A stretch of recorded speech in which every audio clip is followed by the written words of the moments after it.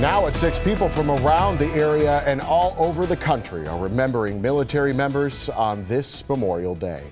And one man from Waukesha is remembering the dozens of men who were killed while fighting alongside him in one of the toughest battles in Vietnam. Sean Gallagher spoke to him today, 50 years after the longest 9 days of his life. Yeah, Katie and Tom, on Memorial Day, we all hear the phrase, all gave some, but some gave all, to remember and honor the ultimate sacrifice paid by American soldiers. But for Edward Meier, nearly all gave all during those 9 days in May, when 130 men from his brigade went into battle and only 18 came out alive. I'm just a survivor, that's all. Memorial Day is always special for Edward Meier. On a day like today, that's why I'm here. As he remembers more than 100 brothers in arms he lost during the 9 days in May battle. And even 50 years later, he can remember what it was like. I was so scared that my team leader actually had to grab me by my legs. I was shaking so bad and try to calm me down. It was hellacious, to say the least. Meier says for those 9 days, mortar shells and ambushes were everyday occurrences. You never knew when you were going to get hit. You didn't know if you were going to survive. He was losing friends, and it was hard for him to keep going. Every day I would get up and I'd thank God that I made it to another day. And at night I would thank God that I had gone through another day. And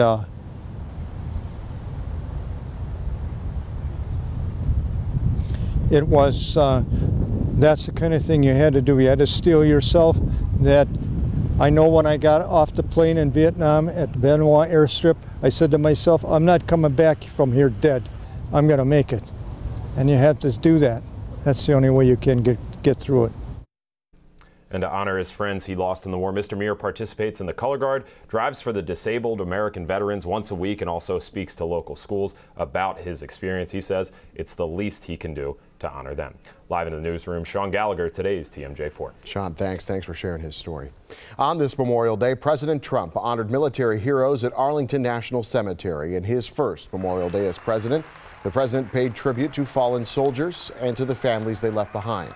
He also recognized the son of Homeland Security Secretary John Kelly, who was killed while serving in Afghanistan in 2010. Back here at home, several events were held to honor those who gave the ultimate sacrifice. One of those was a wreath laying for the POW MIA. The Metropolitan Community Band performed, and this year's Veteran of the Year was announced. It's Dick Trowicki.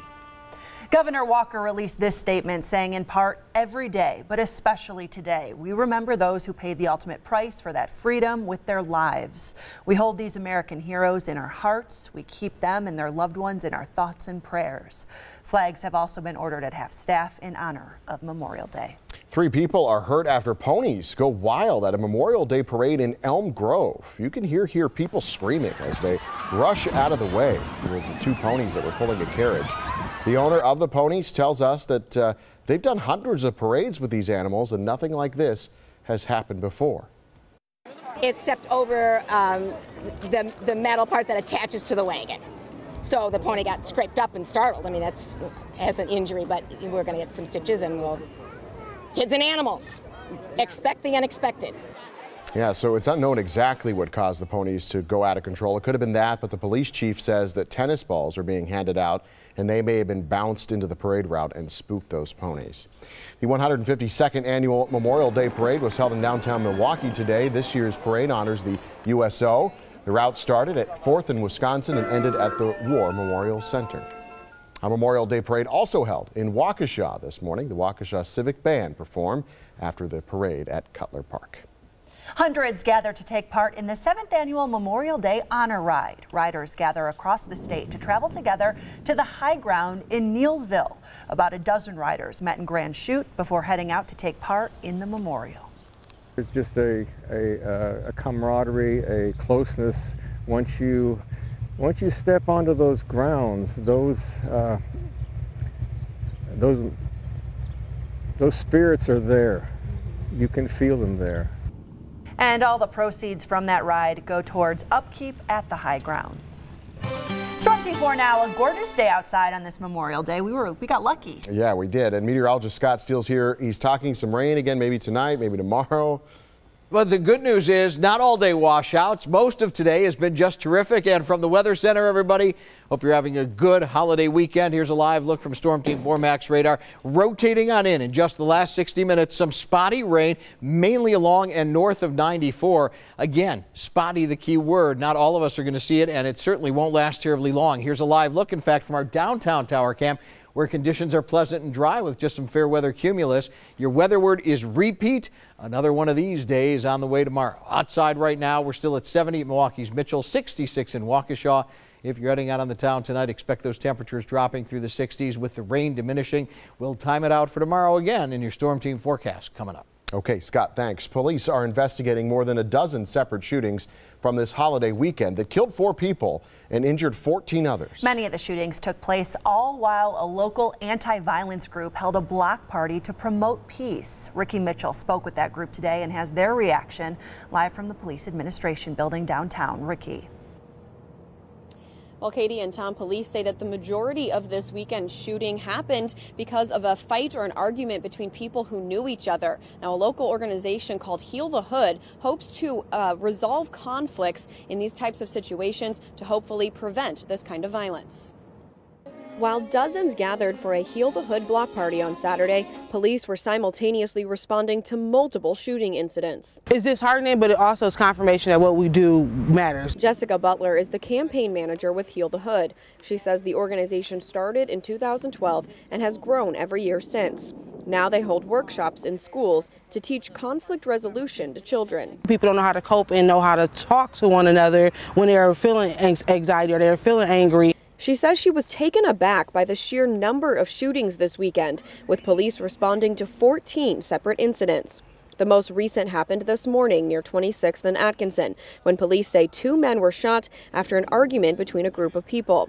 Both are expected to survive. 2 children are also among the injured, according to police. An 8-year-old boy was shot while on a playground after a fight broke out in the street. Butler says there is no immediate solution. She only hopes the events of this weekend will lead to more action. You can be hurt, you can be sad, and you can be a lot of different things, but if those things drive you to act, then that's the most important thing. Are you driven to act?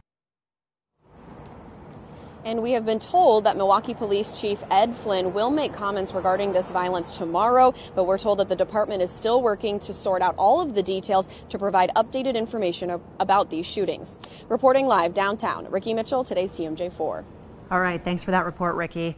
Friends of the people killed in 2 car crashes in Walworth County are paying their respects today. The first crash happened in the town of Sharon. The sheriff's office says a man was speeding and lost control. The second happened last night in Lyons Township.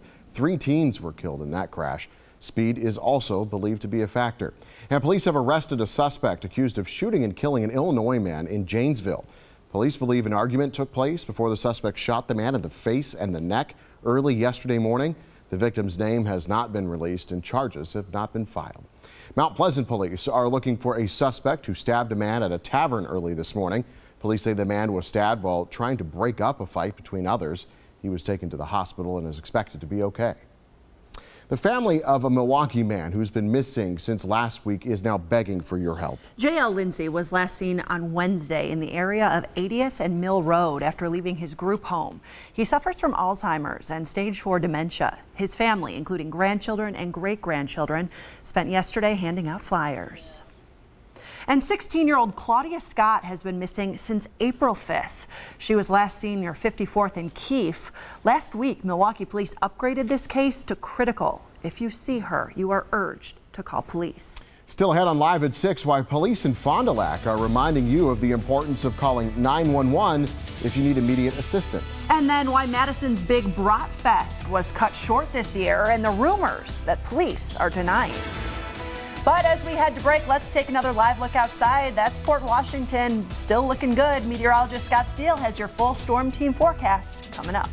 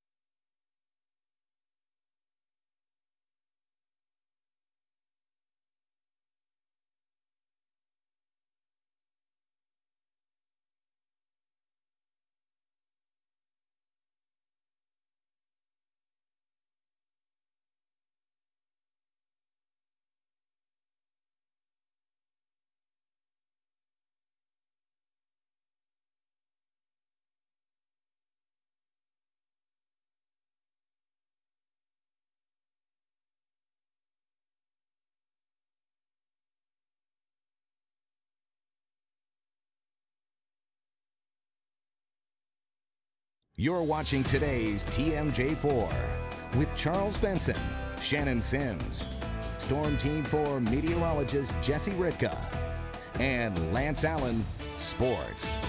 Welcome back. A fight forces an early ending to Brat Fest. The Dane County Sheriff's Department says 10 minors were involved in the brawl on Saturday night that shut down the fest early. Then the carnival closed 2 hours early yesterday night to ensure the safety of people who attended. There were a lot of rumors last night on social media about weapons and gang activity, and at this point we've determined that none of that is true. Now, none of the live concerts at Brat Fest were canceled or affected by the fight. The fest is wrapping up right about now. An incident in Fond du Lac is serving as a reminder for people to call 911 if there's an emergency. Fond du Lac Fire and Rescue received a call on its non-emergency number about a man who was hanging from a chimney and about to lose his grip. Well, the man was rescued safely, but Fire Chief Peter O'Leary says that the call may not be answered as quickly as if you were to call 911. Coming up, how Milwaukee County stacks up against the rest of the state when it comes to poverty. And next, how a teen pilot is being remembered as tragedy strikes a northwest Wisconsin community yet again. For the second time this month, Chautauqua, Wisconsin is dealing with a tragedy. Hundreds gathered Saturday for the funeral of 17-year-old Owen Knutson. He died after the plane he was piloting crashed into the Red Cedar River on Wednesday.